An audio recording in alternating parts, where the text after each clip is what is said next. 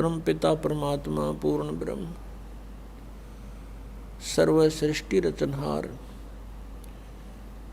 कबीर परमेश्वर जी की असीम कृपा से आप पुण्यात्माओं को सत्संग सुनने का सुअवसर प्राप्त हुआ और सबसे अच्छी किस्मत आप जी की है कि आपको परमात्मा ने शरण में ले लिया।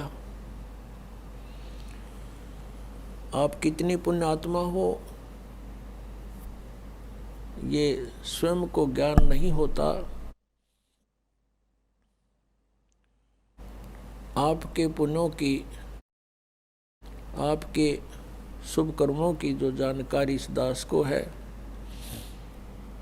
वो आपको नहीं है, क्योंकि ये दास परमात्मा के विधान से कुछ परिचित हुआ है। परमेश्वर ने अपनी महिमा आप ही बताई है। जब तक हमें परमेश्वर के द्वारा दिया गया ज्ञान नहीं मिला था, कोई भी संत, कोई गुरु कुछ भी हुआ बाई बकता था, कुछ भी ज्ञान सुनाता था, हमें अच्छा लगता था। जब से परमेश्वर के इस तत्व ज्ञान रूपी इस टॉर्च का प्रकाश हमें मिला है, उसके बाद हमें इसके रोशनी में पता चला कि ये सब हुआ बाई बक्या करते थे। तो परमात्मा के इस ज्ञान से पता चला है, परमेश्वर ने स्वयं आकर बताया है कि लख बर सूरा जूझ ही लख बर सांवत दे, लख बर यति जहान में तब की तो सतगुरु शरणाली। इसके साथ साथ एक और बताते हैं भगवान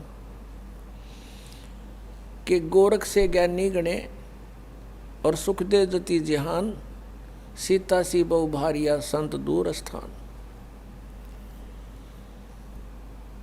परमेश्वर ने बताया है कि बहुत बड़े विद्वान भी मिल जाएंगे, धारावाहिक प्रवचन करने वालों की भी कोई कमी नहीं मिलेगी।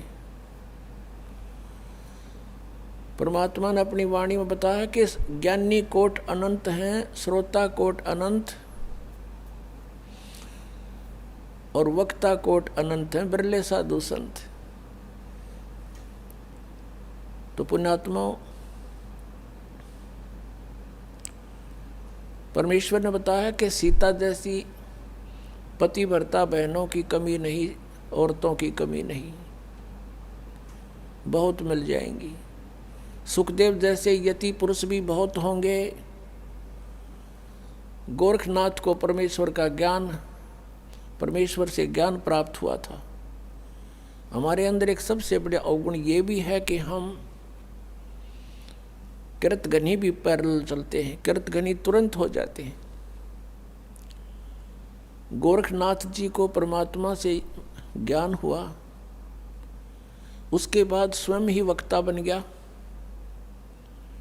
और इस परमात्मा से प्राप्त ज्ञान को जगह जगह सुनाकर और बहुत बड़ा विद्वान सिद्ध हो गया। परमात्मा कहते हैं गोरख से ज्ञानी गणे और सुखदेव जति जहान, सीता सी बहु भारिया ये संत दूर स्थान। संतों के घर बहुत दूर है। इस तरह की फोकट महिमा तो बहुत किस किस की ना जाने कितनों की होंगी,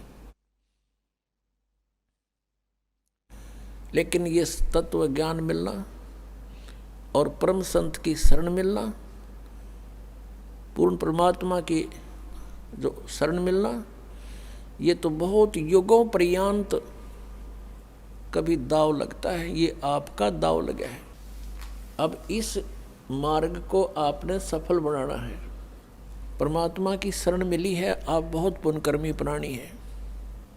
पुण्यात्माओं, परमेश्वर स्वयं आते हैं, अपनी जानकारी आप ही बताते हैं। अपने द्वारा रची हुई सृष्टि की जानकारी वे स्वयं ही दे सकते हैं, ये तो अंडरस्टूड है। हम इस संसार की उत्पत्ति के कितनी अटकल डालें हमें कह कह का पता नहीं। तो ये साइंटिस्ट बता दें इतने ऐसे होकर ऐसे होकर ऐसे हो गए, इतने दिनों में ये पृथ्वी बनी, इतने में फलाना बना, ये तो अटकलबाजी है। अपने द्वारा रची हुई सृष्टि को परमात्मा ही बता सकता है और ऐसा ही वो करता है। इसके प्रमाण आप संत ग्रंथों में भी देख रहे हैं। पवित्र चारों वेद परमेश्वर की महिमा से परिपूर्ण है और जो परमेश्वर की महिमा ये वेद बताते हैं, जिन वेदों को हम शिरोधार्य मानते आए हैं और इनको यथार्थ ज्ञान युक्त मानते हैं, इनके अंदर परमात्मा कबीर जी की महिमा लिखी हुई है और वही लीलाएं परमेश्वर कबीर देव जी ने ही की हैं। उस धाणक कबीर ने, जुल्हा कबीर जो काशी में आया था, बनारस में आया था।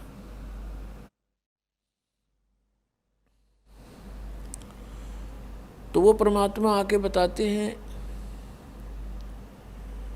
मानुष जन्म दुर्लभ है, मिले न बारंबार, तरवर से पत्ता टूट गिरे वो बहुर न लगता डारे।